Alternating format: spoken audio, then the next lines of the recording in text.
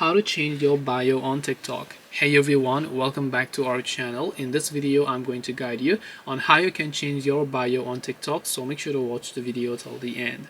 Now, to basically change your bio on TikTok, you can open up the TikTok application here, then just come to the profile page. If you haven't added a bio, you'll find the add bio option. If you've already added a bio, you can choose to edit your bio by simply tapping the edit profile button. Here you can see the option called bio. So over here you can simply go ahead and then type in whatever it is that you prefer for your TikTok account, and once you have done that, you can just tap the save option over here to be able to save it, and then your TikTok will get successfully changed. And this way you can change your bio on TikTok. Hope this video was very helpful. If you have got any more questions, then feel free to also leave them down below.